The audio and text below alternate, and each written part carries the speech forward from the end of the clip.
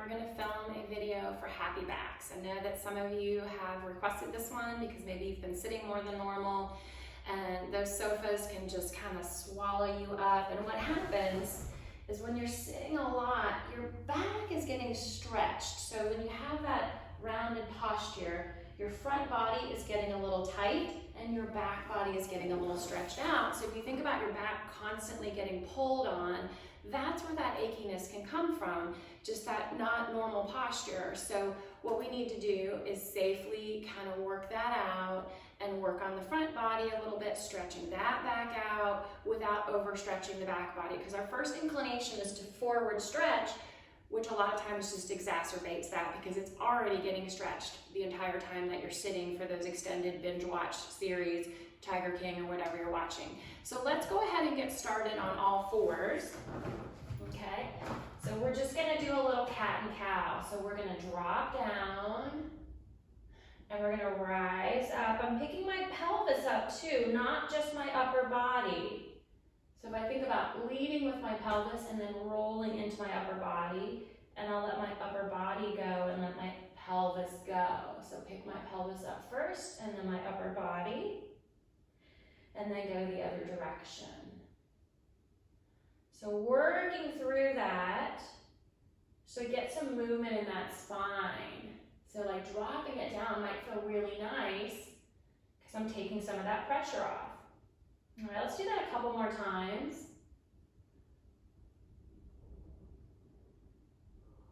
And then I'm going to find where my neutral spine is. And we're going to add a little work here by taking one arm out and one leg out. And I just hold.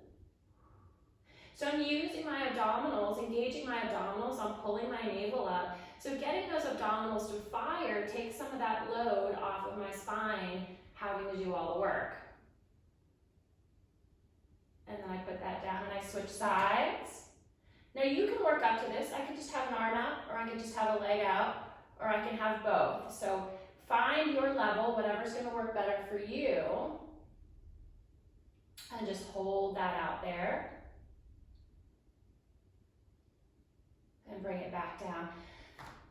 Let's go in and out. So I'm not really moving my spine, I'm just moving the arm and leg. So a little bit of balance going on there, a little bit of abdominal engagement, kind of like a little crunch. I'm not worried about my arm and my knee touching. I'm just moving them back and forth. And then I go back out and hold for 5 breaths.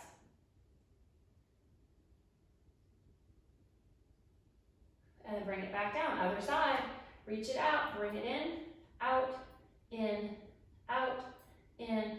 reach. Bring it together, reach. Think about that lengthening. We're trying to stretch everything out in a kind way. How about 3, 2, and 1, and hold 5 breaths.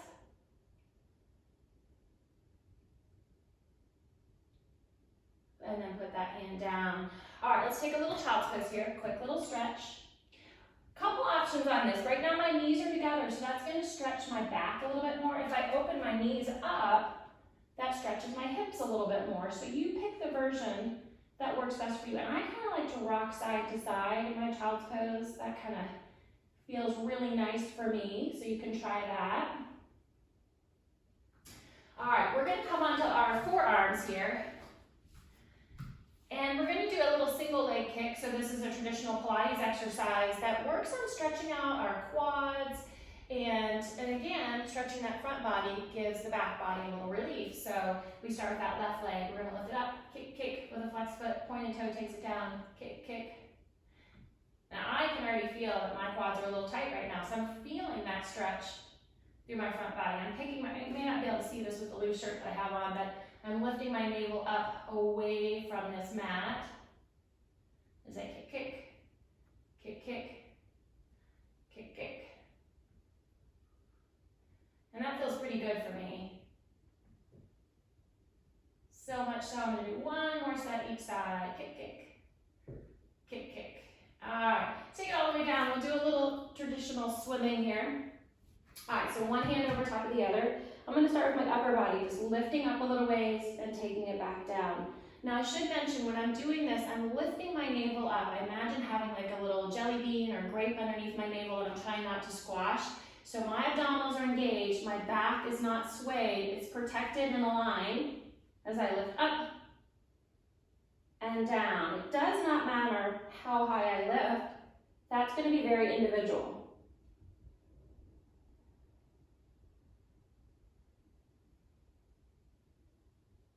How about 4 more? 4, 3, 2, and 1. Let your upper body relax and just lift the legs. Lift, and lift, and lift, lift. So using my back body to lift those legs. And here's 3, 2, and 1. Stretch your arms out in front of you, legs out behind you, and then we go into what looks like our typical swimming, opposite arm, opposite leg. Trying not to let my hands and feet touch the mat if I can. If that's, if you need to start with touching and lifting, that's fine. Just work up to that point where you can be hovering. 3, 3, 2, 2, 1, and 1. Let's progress this into our swan. So my palms are down, and I'm going to be rounding up and pressing and coming back down. I may or may not get to a straight arm, but I'm lifting myself up. So see, my tummy comes off the mat. I'm not just folding myself in half. I'm creating that arch in my body. So kind of like the opposite posture of sitting on that sofa. I'm arching the opposite direction. So I stretch my front body.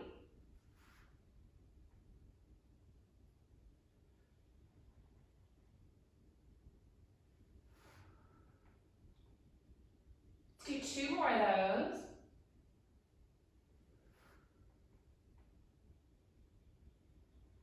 And one last good one. All right, bring it back down. And I'm going to push back and take another little child's pose. This time I'll have my knees together.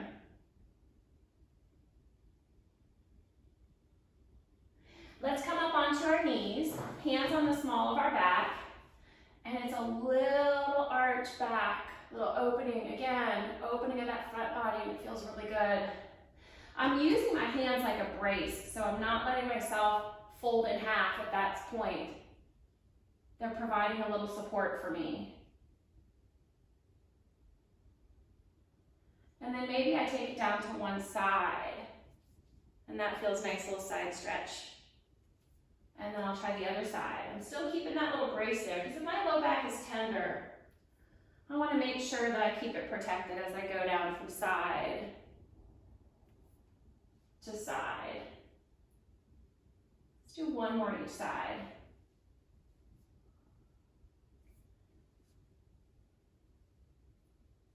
All right, and let's bring it around. We're going to sit. We're going to do some mermaid, because I find a lot of times when we're sitting a lot, we're sitting like this, or we're sitting like that. So one side's getting stretched out and the other one's getting tight. So we're gonna work on that as well. So we reach up and over. Nice side body stretch. And then come the other direction. Reach as far as you can. Try to keep those sit bones down. And then up and over, reach. And then up and over. Bring those legs around to the other side. And we do the same thing. And I can feel a difference. I can tell that one side's a little tighter than the other, and you probably will notice that as well. If one side feels significantly tighter, you might throw an extra stretch on that side.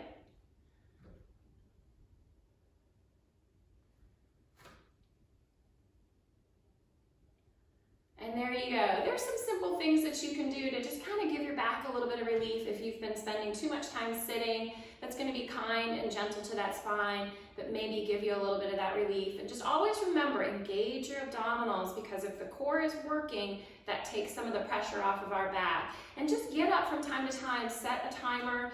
Don't sit for an extended period of time. At least get up and walk around the room and then come back and sit down if you need to. But it's gonna make your back a lot happier. So thanks for watching, and I will see you again soon.